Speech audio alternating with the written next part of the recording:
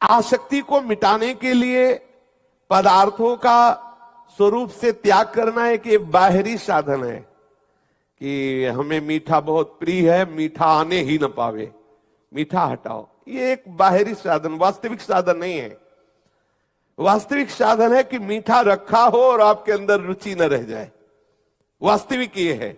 कब लगेगा? जब उससे ज्यादा मीठा कुछ लगने लगेगा, उससे ज्यादा कुछ मीठा लगेगा। तो सबसे मीठा है प्रभु का नाम।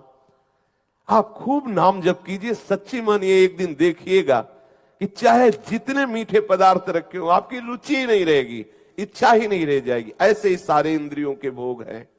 जब आपको प्रभु प्यारे लगने लगेंगे, प्रभु का सुख मिलने लगेगा, वो जब रस आने लगेगा तो ये सब फीका हो जाए। तो खास बात इधर ध्यान ना दे कि हमने ये छोड़ दिया, अब यही छोड़ना है। पकड़ने का ध्यान दो, छूटने का अपने आप होता रहेगा।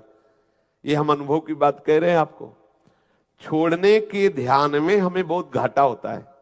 जैसे हम सोच रहे हैं कि हमें ये मीठा छोड़ना है, तो चिंतन मीठा का हो रहा है, महत्व मीठा का है और रस मीठा का है। छोड़ना बहुत कठिन है।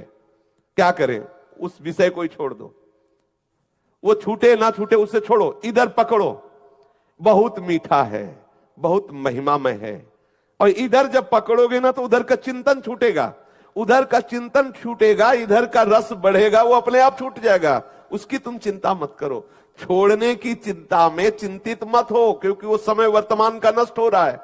जैसे आप किसी भी विषय के छोड़ने में बहुत चिंतित हो रहे हैं, तो उस विषय का महत्व है, उस विषय का चिंतन है, इसलिए बहुत कठिन होगा छोड़ना। क्या करें? बिल्कुल फ्री हो जाओ। आप चिंतन को, उस चिंतन को प्रभु के नाम में लगाओ, प्रभु के रूप में लगाओ। और ये सत्य है, ये सत्य चिंतन आपके उस असत चिंतन को अपने आप नष्ट कर देगा। ये हम अपने हृदय की प्रक्रिया को कह रहे हैं। इसी प्रक्रिया से निर्विषय हुआ जाता है। हम जिस विषय को छोड़ना चाहते हैं उसी को गाढ़ चिंतन कर रहे हैं। वर्तमान हम नष्ट कर रहे हो, सोच रहे हैं उस पर विजय प्राप्त कर लेंगे, असंभव। अगर उस विषय को छोड़ना है तो पहले उसे गौर करो और मुख्य चिंतन लाओ भगवदाकार वृत्ति करने के लिए। जो ही भगवत चिंतन में, जैसे हमें आगे कदम बढ़ाना है, हम आगे वाले कदम को सुदृढ़ता पूर्वक ना रखें और पीछे वाले को उठा दे तो क्या होगा? गिर जाएंगे। तो हमें पीछे वाले को उठाने के पहले आगे वाले को जमाना है। और आगे वाला जमा दो, पीछे वाला उठा दो, कोई फर्क नहीं पड़ेगा, आप गिरोगे नहीं। आगे जमाना है नाम रूप लीलाधाम परमात्मा चिंतन में। इसकी परवाह न करो, एक झटके में पूरा विश्व का वैभव आपके हृदय से राग रहित कर देगा। पूरे विश्व के वैभव के राग रहित करने की सामर्थ्य भगवत चरणारविंद में है। बिल्कुल चिंता मत करो। यहां हमारे पास विवेक है, बहुत छोटी कैंची। धीरे धीरे हम कहां तक ऐसे सूत्र काटेंगे। और प्रभु के पास कृपा रूपी तलवार है, एक ही बार में पूरी सब कट जाएंगी। आप क्या करो? भगवद आश्रित होकर चिंतन पर महत्व दो। ये जो हमारे अंदर वर्तमान में विषय त्याग के चिंतन की गाढ़ वृत्ति आती, इसमें दो दोष होते हैं। एक होता है उस विषय का महत्व और दूसरा होता है वर्तमान में उस विषय का चिंतन। तो छोड़ोगे कब? किसके सामर्थ्य से छोड़ोगे? पहली बात उसमें महत्व बुद्धि खत्म हो, दूसरी बात भगवत चिंतन हो, तभी आप छोड़ पाओगे। अगर भगवत चिंतन नहीं, उसी का चिंतन हो रहा तो आप सोचते रहो कि छोड़ना है।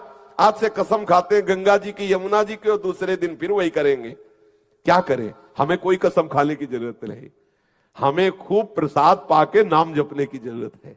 और ठीक ना हो जाओ तो बताना, इसी बल से आगे बढ़ा जाता है। ये सब छूट जाते हैं, सब छूट जाते हैं, अपने आप छूट जाते हैं। आप पकड़ने की कोशिश करें, आप पैर जमाने की कोशिश करें, वर्तमान को भगवत चिंतन में लगाइए, आपका सब मंगल हो जाएगा।